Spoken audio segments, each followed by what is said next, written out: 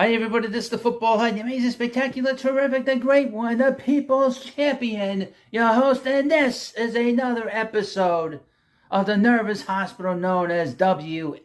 They're coming to take me away, ha-ha, they're coming to take me away, ho-ho, hee-hee, ha-ha, to the funny part. This is from the more saner version of WFAN. This is from Evan Roberts. Evan Roberts did not like a joke. He did not like a joke. He got very uptight about a joke. I'm going to get into this, and we'll get into this video. But before we get into this video, hit that subscribe button. If you're liking these videos I've been doing on WFAN, and sort of what they're talking about with NFL, hit that subscribe button and watch the entirety of the video. If you can, get through it. Anyway. So as you know, the Jets have had a very strange season. They lost their quarterback 4 plays into their offensive season. And Aaron Rodgers has talked that he may return. He's actually talked about it. I don't know if he's, putting it out there just to sort of be, on everybody's mind all the time. Or if he really believes it. So this has not been really a great season for the Jets. It's kind of like garbage in, garbage out. They have a great defense. The special teams is not bad, but their offense is a disaster. Complete total disaster.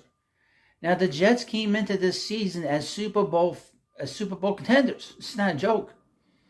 And people were very excited about the Jets season that was coming up with Aaron Rodgers at the head of this thing. And people have flocked. They've been the hot team in town.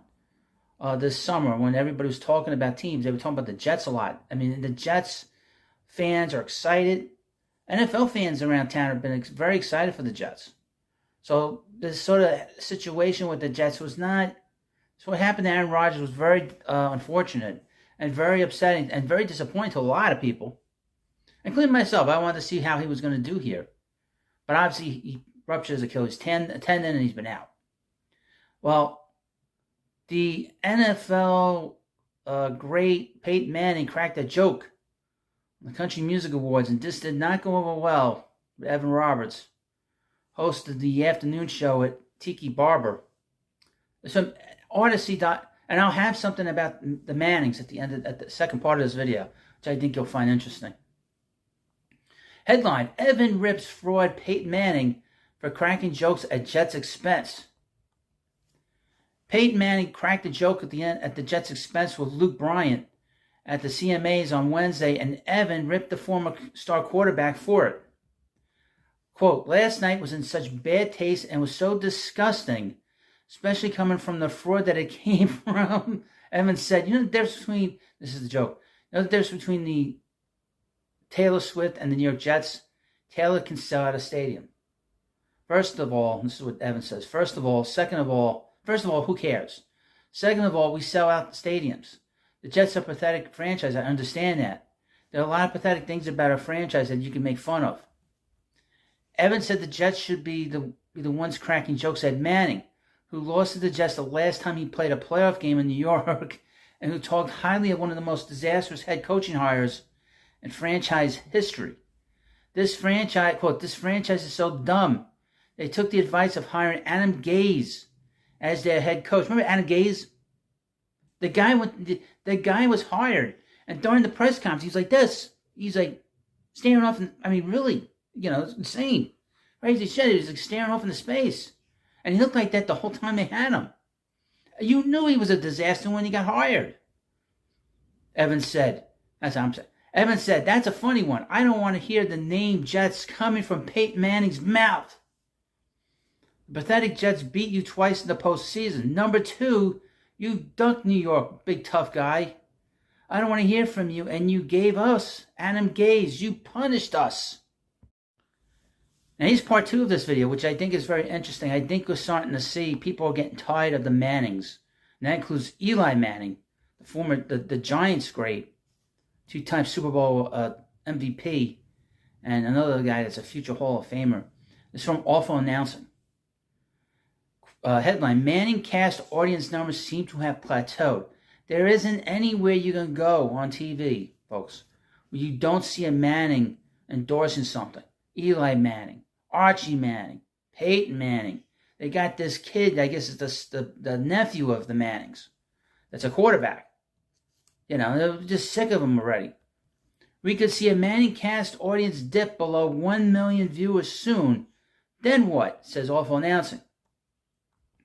It's always been a foregone conclusion that the novelty surrounding ESPN2's Manning cast could evaporate eventually. And while the alternative Monday Night Football telecast featuring Peyton and Eli Manning still pulls in a sizable audience and can make viral moments happen, it feels like this is the season where that novelty has really started to rub off. The Manning cast debuted on September 13, 2021, with 800,000 views, but the virality quickly saw the numbers rise.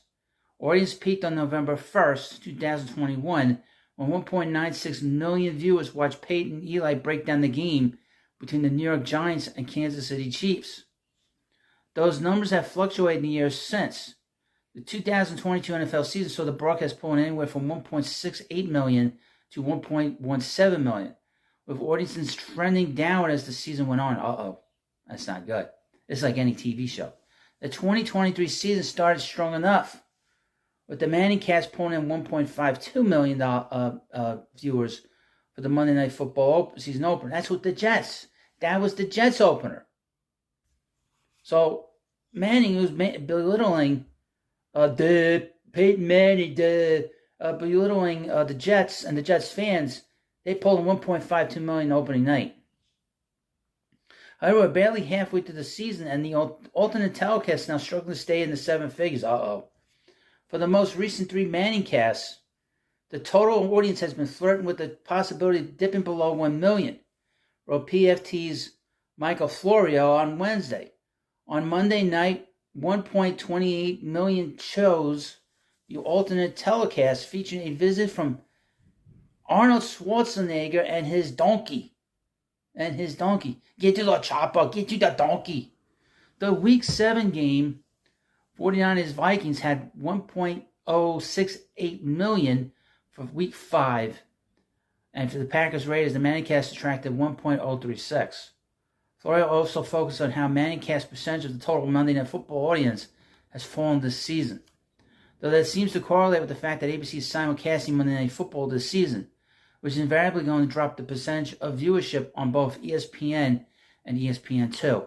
While those drops don't look great on paper, they're not really indicative as much as it seems.